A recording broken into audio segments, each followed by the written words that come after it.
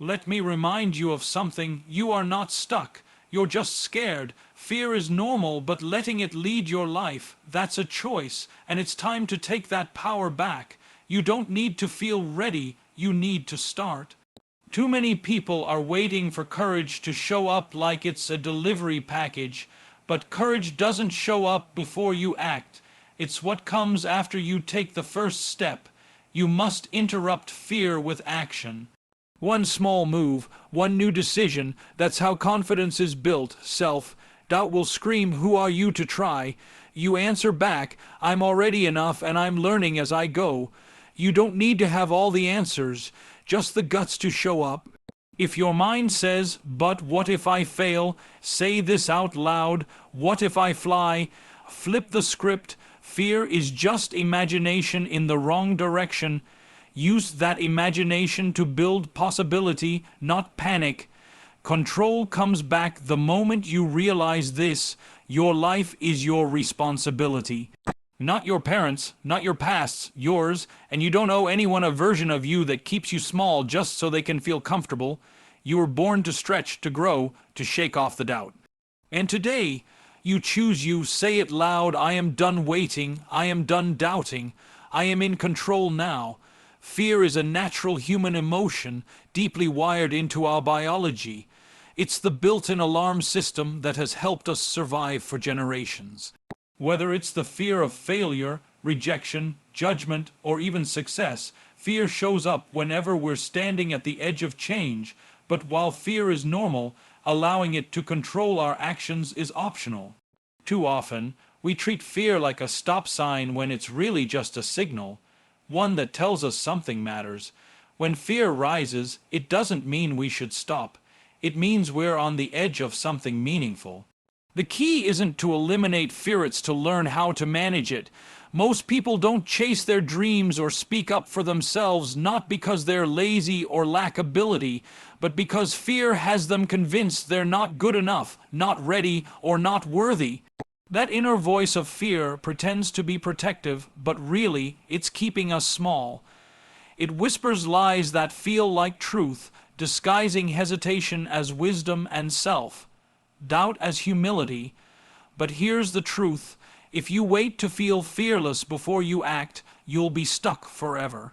Fear feeds on inaction. The longer you wait, the stronger it grows. But the moment you move toward what scares you, the fear starts to lose its grip. Action doesn't eliminate fear completely, but it gives you evidence that you can handle hard things.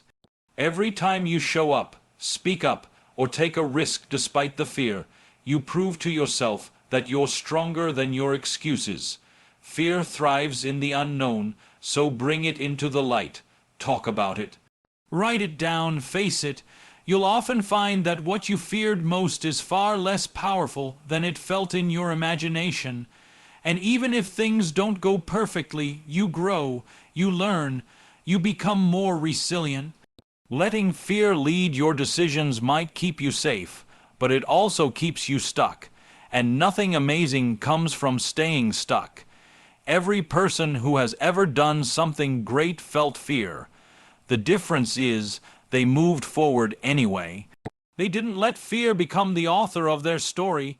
They wrote their story with courage, even if their hands were shaking. The voice of fear might never completely disappear, but you can choose not to give it the final say. Your life changes the moment you stop making decisions based on fear and start making them based on your values, goals, and vision. It's not about being fearless, it's about being fear-aware and still stepping forward. Because the only thing worse than failing is looking back and realizing you never tried. So let fear show up, but don't let it take the lead. You're the one in control. Confidence is often misunderstood. People think it's something you're born with or something that magically appears when the timing is right. But the truth is, confidence is not a prerequisite for action. It's the result of it. You don't wait for confidence to show up before you start. You create it by doing the thing you're afraid of over and over until it no longer controls you. Confidence is built like a muscle. The more you challenge it, the stronger it gets. And just like working out, the beginning is uncomfortable. You feel awkward, uncertain, and exposed. But the discomfort is part of the process. It's a sign that you're growing beyond what you've known. So many people wait until they feel ready. But ready is a lie. There is no perfect moment where fear disappears and certainty arrives. Confidence isn't the absence of fear, it's the decision to move forward anyway. It's what happens when you push through the discomfort and realize you didn't fall apart. Even if you mess up, you learn that failure isn't fatal, that alone is empowering. Every time you take action, you gather proof that you are capable. Proof dismantles doubt. The more evidence you collect, the louder your inner voice of belief becomes. Confidence isn't built in your mind. It's built through motion. Thinking about what you want to do, journaling it, planning it, imagining it. Those are helpful steps, but they're not the ones that create confidence. What builds confidence is getting in the room, starting the conversation, hitting publish, making the call, taking the leap. You don't need to feel 100% certain. You just need to move. Action creates momentum, and momentum silences fear. Confidence is not about having all the answers.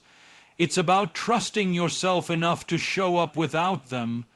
When you take action, even small steps, you train your brain to focus on progress instead of perfection.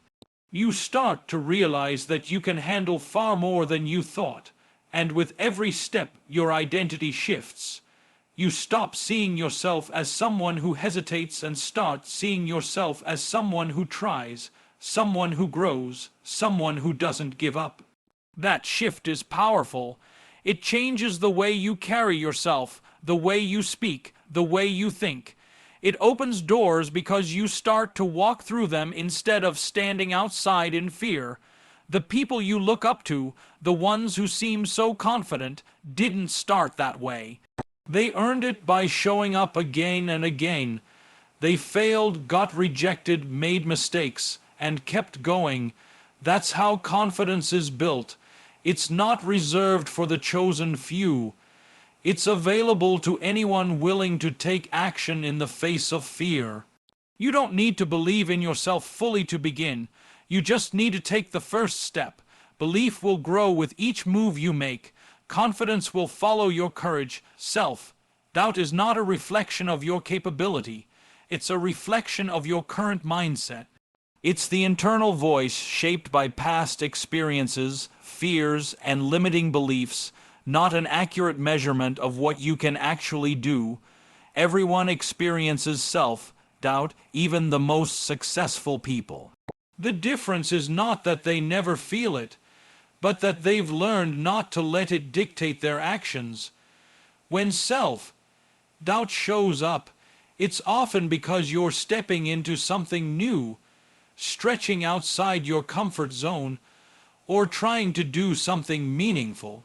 It's a mental resistance that naturally arises when you're on the edge of growth. But just because your mind questions you doesn't mean it's telling the truth. Your mindset is the filter through which you interpret your world. If your mindset is shaped by fear, comparison, or past failures, then self-doubt will speak louder. It will magnify your weaknesses and minimize your strengths. It will replay old stories like, "You're not good enough," or "You always mess things up." But those stories are just that, stories. They aren't facts. They are the echoes of past pain, not the blueprint of your future. And the good news is your mindset can be changed. With awareness, intention, and repetition, you can rewire the way you think. You can replace the narrative of self-doubt with one of self-trust and belief. It begins by observing your thoughts without judgment. When self-doubt creeps in, pause and ask yourself, is this thought helping me or hurting me? Most of the time, self-doubt is just a mental habit, a default reaction, not a final truth. You can challenge it. You can say, maybe I don't feel ready, but I can learn. Maybe I'm scared, but I've faced hard things before. This shift doesn't require perfection. It requires practice. The more you challenge your thoughts, the more you build a mindset rooted in growth, not fear. Your abilities are not limited by your doubts. They are limited by your belief in your doubts. What you believe directly shapes how you act. If you believe you're incapable, you won't try. If you believe you're learning, growing, and adapting, you'll keep going. That's the power of mindset. It's not about ignoring reality or pretending everything is easy. It's about choosing a perspective that empowers you rather than paralyzes you. And as your mindset evolves, your relationship with self-doubt changes. It becomes a signpost, not a stop sign. It becomes an invitation to grow, not a reason to quit. You are far more capable than your self-doubt suggests. The proof lies not in avoiding the doubt, but in acting anyway. Every step forward weakens the grip of that voice and strengthens the one that says, I can. Your potential isn't waiting for perfect confidence. It's waiting for a mindset that dares to try. The question, what if I fail, is one of the most powerful and paralyzing thoughts that can enter your mind. It's a quiet whisper, often rooted in past disappointments, fear of judgment, and a belief that mistakes define your worth. This one question has stopped more dreams, delayed more progress, and silenced more potential than any outside obstacle ever could. It creates a mental image of loss, rejection, and shame before you've even taken a single step. But what if you flipped that question? What if instead of imagining everything that could go wrong, you gave yourself permission to imagine everything that could go right? What if you stopped asking, what if I fail, and started asking, what if I fly? Changing the question doesn't mean ignoring risk, it means giving hope a chance to speak. Fear-based thinking will always try to predict the worst case scenario, but that's only one possibility. The truth is, you might fail. You might stumble, but you might also succeed beyond your expectations. You might grow in ways you never imagined. You might discover a version of yourself you've never met. Stronger, wiser, more resilient. The possibility of flight is just as real as the possibility of falling. But fear always magnifies the fall and minimizes the rise. Your imagination is a powerful tool, and most people use it against themselves. They picture everything that could go wrong and call it being realistic, but realism isn't about assuming the worst, it's about seeing both sides and choosing to act anyway. What if I fly is not just a hopeful phrase, it's a mindset. It's a decision to believe that your dreams deserve a chance, even if they come with uncertainty. It's a refusal to let the fear of falling rob you of the joy of soaring. Every success story began with someone asking the same question. They all stood at the edge of uncertainty and had to choose between fear and faith. They didn't know how things would turn out. They weren't sure they had what it took, but they dared to try, and in trying, they created possibilities that didn't exist before. You can do the same. You don't need a guarantee. You need a little courage and a willingness to bet on yourself. Flipping the question shifts your energy. It moves you from paralysis to possibility. It opens your mind to new solutions, new paths, and new strength.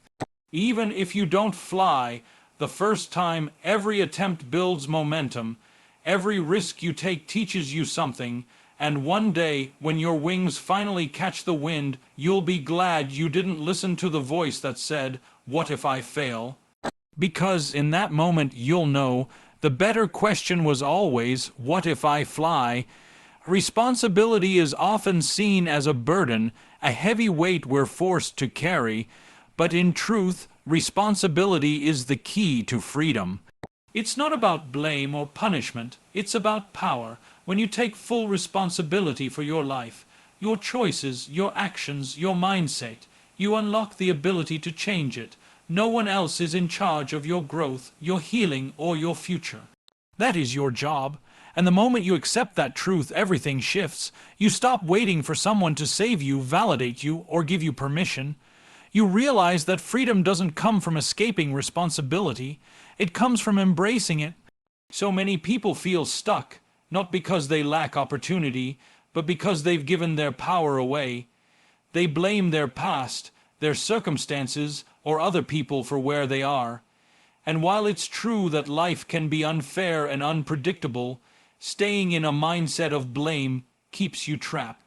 It tells you that change is out of your hands, but the truth is, as long as you believe that someone or something else is responsible for your happiness, you will always be at their mercy. Real freedom begins when you say, even if it's not my fault, it is my responsibility to rise. Responsibility is ownership. It's the bold declaration that you are the author of your story. It doesn't mean everything is easy or that you'll never fall. It means you refuse to be a victim of your circumstances. It means you show up every day, even when it's hard, because you believe in your ability to create change. This mindset builds resilience, confidence, and direction. It turns obstacles into lessons and failures into fuel. And with every step, you reclaim more control over your life. Freedom is not the absence of challenge, it's the presence of choice. When you take responsibility, you give yourself the power to choose differently. You're no longer bound by old patterns or limited by fear. You get to decide how you respond, how you grow, and how you lead your life. That's real freedom. It's the kind that can't be taken from you because it comes from within. It's not dependent on perfect conditions or other people doing the right thing. It's rooted in your commitment to rise no matter what. It's easy to point fingers. It's easy to say, they did this to me, or I can't because of them. But what's easy is rarely what leads to growth. Responsibility demands maturity. It requires honesty and self-awareness, but it also brings peace.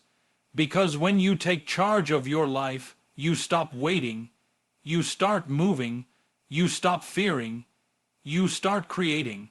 Responsibility is not a cage, it's the key that opens the door to the life you were meant to live.